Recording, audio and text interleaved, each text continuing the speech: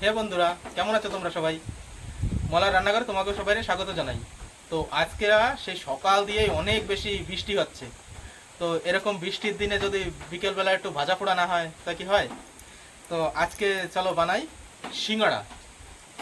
তো চলো, আমি কি করে সিঙ্গাড়া বানাই আজকে তোমাদের সাথে শেয়ার করতেছি। তো সব থেকে আগে আমি নিয়ে নিছি এইরকম সাইজের দুইটা আলু।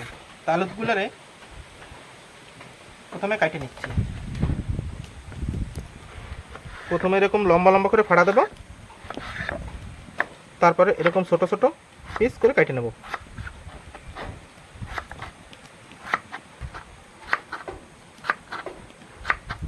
ব্যাস, ওই এইবার নিয়ে নিছি এরকম সাইজের একটা পেঁয়াজ। তো পেঁয়াজটারও কেটে নিই।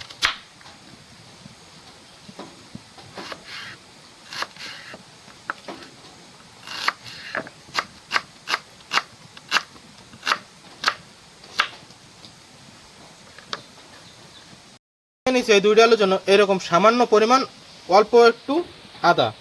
এবার আদাগুলানও একদম ছোট ছোট করে কাটে নেব।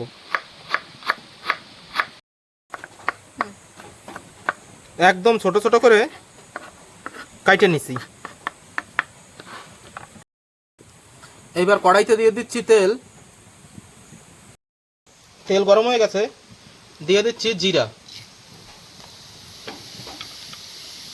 এইবার দিয়ে দিচ্ছি কুচি করা আদা।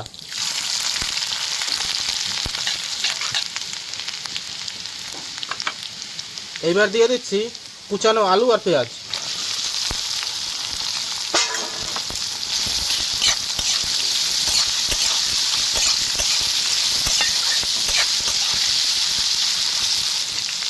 এবার দিচ্ছি হলদি পাউডার,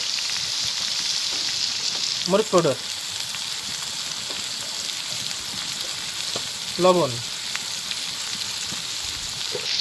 আর দিয়ে দিলাম ধনে পাউডার, আর একটু দিয়ে দিলাম জিরা পাউডার।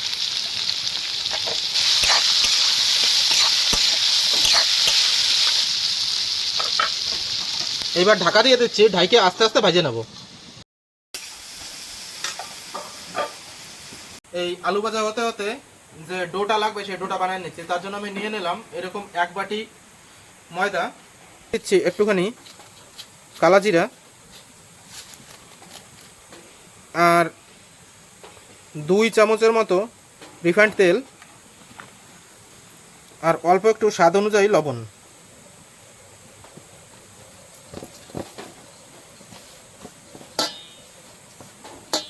এবার দিয়ে দিচ্ছি জল। জল দিয়ে ডোটা বানায় নেব। অল্প অল্প জল নেব আর মাখাবো।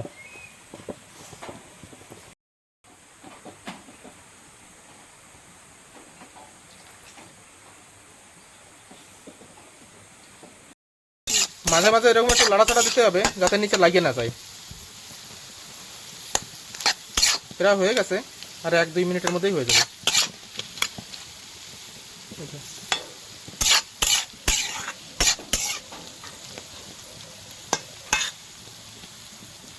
এই যে আমার একদম ডো বানানো হয়ে গেছে, একদম সুন্দর করে যে ডো বানিয়ে নিলাম। এবার ডো বানানো হয়ে গেছে, এবার আলু ভাজা হইতে হইতে এর জন্য যে রুটিটা লাগবে সেই রুটিটাও বানিয়ে নেব।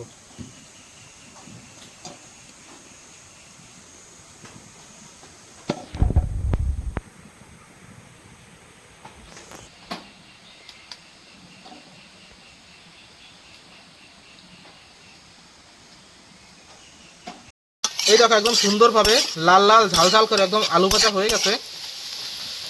একদম এই যে সুন্দর গলে গেছে। এবার নামাই নিচ্ছি।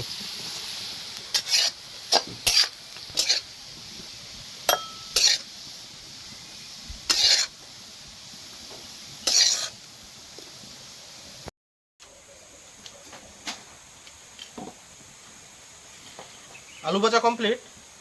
তো এবার রুটিগুলো বানায় নেব।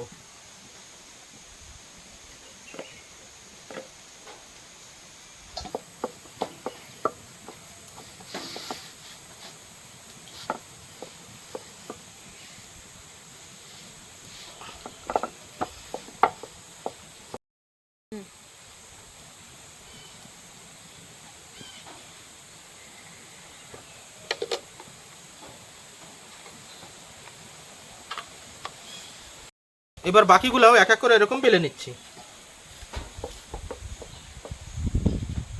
সবগুলো বেলা হয়ে গেছে, এবার এক এক করে সিঙ্গাড়াগুলো বানায় নেব। তো সব থেকে প্রথমে এই লম্বা পাশে দিয়ে দিচ্ছি জল, জল দিয়ে এরকম চিপকায় নিচ্ছি।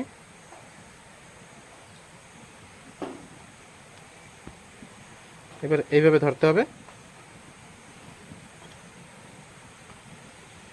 ধরে এই ভাজা আলু এর মধ্যে দিয়ে দিতে হবে।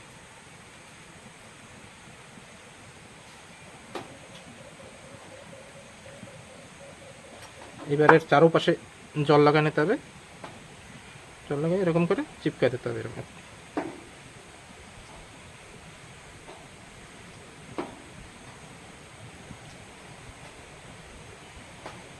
এই দেখো একদম দোকানের মতো সুন্দর হয়ে গেছে।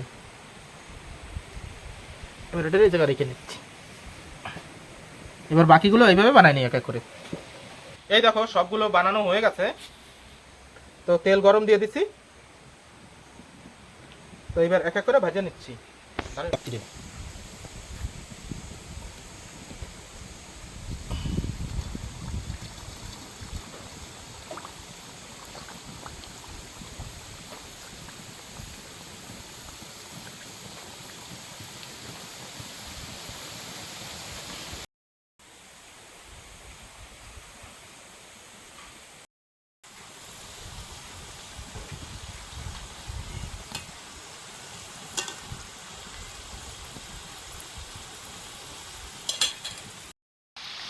এই যে এইগুলো সব ভাজা হয়ে গেছে,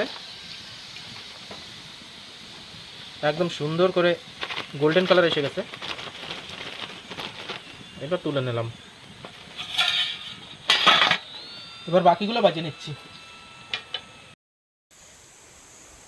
তো কেমন লাগলো বন্ধুরা আজকের এই রেসিপিটা? যদি ভিডিওটা ভালো লাগে তো ভিডিওটার একটা লাইক করে চ্যানেলটা সাবস্ক্রাইব করে দিও, যাতে আমার ভিডিও সব থেকে আগে পৌঁছে যায় তোমার কাছে। আর আমার ভিডিও দেখার জন্য অনেক অনেক ধন্যবাদ। Thank you for watching.